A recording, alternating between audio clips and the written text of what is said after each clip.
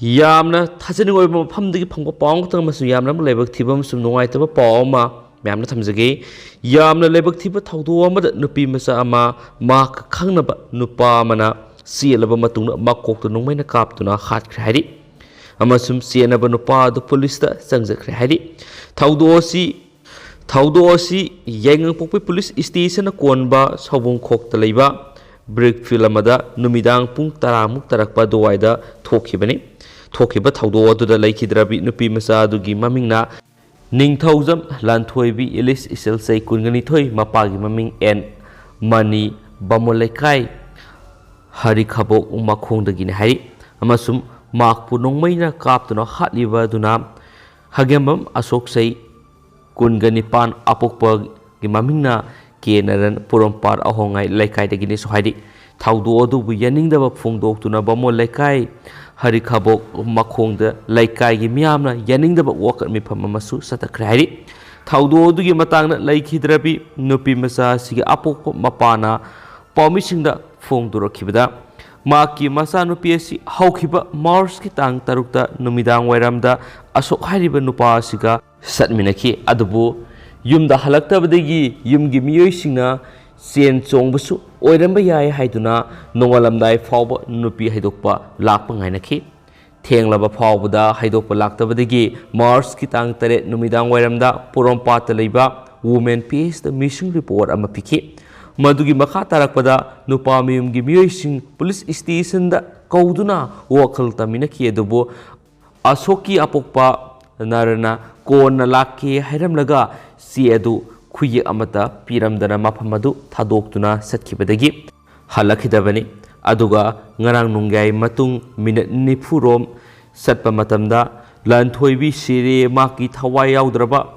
ꯍꯛꯆꯥꯡ ꯁꯥꯕꯨꯡꯈꯣꯛ ꯕ꯭ꯔꯤꯛ ꯐꯤꯜꯗ ꯂꯩꯔꯦ ꯍꯥꯏꯅ ꯄꯨꯂꯤꯁꯀꯤ ꯃꯥꯏꯀꯩꯗꯒꯤ ꯄꯥꯎ ꯄꯤꯔꯛꯈꯤꯕꯅꯤ ꯍꯥꯏꯔꯤ ꯑꯃꯁꯨꯡ ꯈꯥꯒꯦꯝꯕꯝ ꯑꯁꯣꯛ ꯍꯥꯏꯔꯤꯕ ꯅꯨꯄꯥ ꯑꯁꯤ ꯅꯨꯄꯤ ꯊꯤꯔꯕ ꯃꯆꯥ 2 ꯂꯩꯔꯕ ꯃꯤꯑꯣꯏꯅꯤ ꯃꯍꯥꯛꯅ ꯂꯥꯟꯊꯣꯏꯕꯤꯕꯨ ꯃꯍꯥꯛꯀꯤ ꯕ꯭ꯔꯤꯛ ꯐꯤꯜ ꯑꯁꯤꯗ ꯂꯣꯠꯇꯨꯅ ꯊꯝꯕꯅꯤꯁꯨ ꯍꯥꯏꯔꯤ ꯑꯃꯁꯨꯡ ꯍꯧꯖꯤꯛ ꯈꯥꯒꯦꯝꯕꯝ ꯑꯁꯣꯛ ꯄꯨꯂꯤꯁꯇ ꯁꯔꯦꯟꯗꯔ ꯇꯧꯔꯛꯈ꯭रे ꯃꯍꯥꯛꯄꯨ ꯑꯥꯏꯟꯒꯤ ꯑꯣꯏꯕ ꯃꯇꯤꯛ ꯆꯥꯕ ꯆꯩꯔꯥꯛ ꯄꯤꯕꯤꯌꯨ ꯍꯥꯏꯅ ꯂꯥꯟꯊꯣꯏꯕꯤꯒꯤ ꯑꯄꯣꯛꯄꯅ ꯄꯨꯛꯅꯤꯡ ꯆꯤꯡꯁꯤꯜꯂꯛꯂꯤ ꯍꯥꯏꯅꯁꯨ ꯄꯥꯎꯁꯤꯅ ꯃꯈꯥ ꯇꯥꯅꯁꯨ ꯐꯣꯡꯗꯣꯔꯛꯂꯤ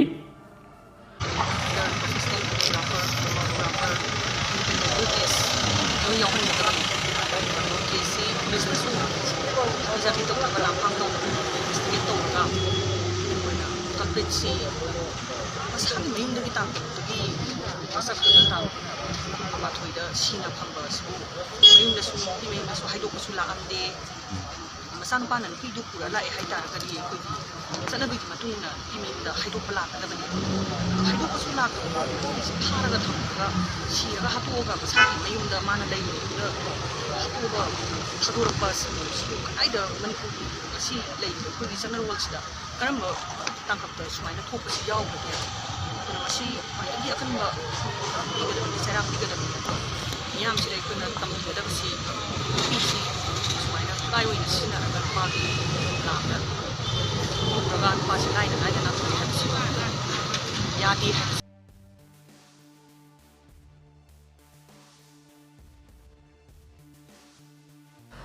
ꯃꯈꯥ ꯆꯠꯊꯔꯛꯄ ꯑꯣꯏꯅ ꯉꯁꯤ ꯁ꯭ꯇꯦꯠꯁꯤꯒꯤ ꯑꯣꯏꯔꯤꯕ COVID-19 ꯑꯞꯗꯦꯠ ꯃꯌꯥꯝꯅ ꯊꯝꯖꯒꯦ ꯉꯁꯤꯒꯤ ꯑꯣꯏꯔꯤꯕ ꯁ꯭ꯇꯦꯠꯁꯤꯒꯤ ꯄꯣꯖꯤꯇꯤꯚꯤꯇꯤ ꯔꯦꯠꯁꯤ 0.8% ꯑꯣꯏꯅ ꯂꯩꯔꯤ ꯑꯗꯨꯒ ꯄꯨꯟꯅ ꯃꯤꯑꯣꯏ ꯉꯁꯤ ꯅꯧꯅ COVID-19 ꯃꯤꯑꯣꯏ 3 ꯄꯣꯖꯤꯇꯤꯚ ꯑꯣꯏꯔꯦ ꯍꯥꯏꯅꯁꯨ ꯔꯤꯄꯣꯔꯠ ꯇꯧꯔꯤ ꯑꯗꯨꯒ ꯃꯤꯑꯣꯏ ꯑꯃꯠꯇ ꯂꯩꯈꯤꯗꯕꯒꯤ ꯉꯁꯤ ꯀ꯭ꯂꯦꯝ ꯂꯥꯛꯇꯦ ꯑꯄꯨꯟꯕ ꯑꯣꯏꯅ ꯃꯤꯑꯣꯏ ꯉꯁꯤ 145ꯅ ꯅꯧꯅ COVID ꯇꯦꯁ ꯇꯧꯈꯤ ngasi COVID-19 positive oiba thengnarakhraba miyoi mari asi Imphal West dagi miyoi ama Senapati dagi miyoi ama Tamenglong dagi miyoi ama Urkhul dagi miyoi ama puna miyoi mari nauna COVID-19 positive oiba thengnarakibani hainasu ngasi gi status update COVID-19 gi report asinasu makata nasu phongdorakli. At around 11:30 a.m. teams of Commando Unit Kakching were conducting frisking and checking in and along the Imphal More route. At Hengang Pokpi, a team led by Starson, HC Starson of Kakching Commando Unit was conducting frisking checking. One black colored bolero was seen coming from Palel side. It was asked to stop, but it tried to escape the checking point by speeding the vehicle. The commando teams chased the vehicle and detained it at Kakching Lamkhai. The 2 persons inside the vehicle were detained for verifying the credentials. Upon observing the vehicle, it was found that the fuel tank was modified and partitioned. The same fuel tank was examined with the help of a mechanic, and suspected narcotic substance were detected inside of it. The 2 persons were arrested after observing necessary formalities.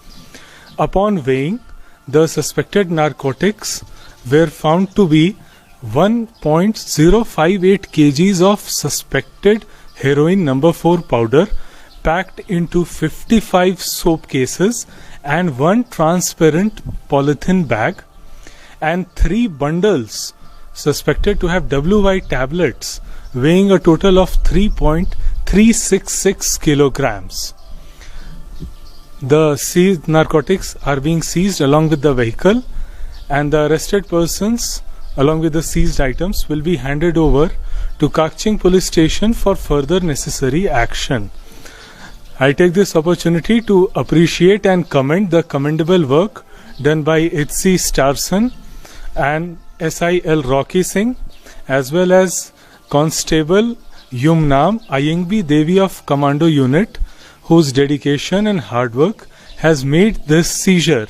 possible. Thank you. Loisilak point Chief Minister and Biren Singhana was occupying video footage masang tam mayam na thamjaramge mayam yeng taminasi. I Nongmeina Biren Singh ayakna Ishogi Minda wasakchari madudi ayakna aina lingliba Bharati Samvidhandu se na thajagani amasung madu ngang asukani Bharat ki apunba asoba saktibu ngakani Manipur State ki Chief Minister amawana puning changna amasung asetpa wakhal galoinana aigi tokdang pangthokani amasung aina amasung Samvidhan ki matungina mission sangan naigana akiba thawjamba natraga hattaba wakhal yaugana mipum kudulakta asumba tawgani Nongmeina Biren Singh ayakna Ishogi Minda wasakchari madudi ayakna Manipur State ki Chief Minister ama woina aina khananaba pirakpa natraga aina khanglakpa bishay amata Chief Minister gi mathau pangthokpada sangba natrabadi kanagumba misak natraga misak singda haktheng nana natraga haktheng nadana khangaloi natraga takthoklo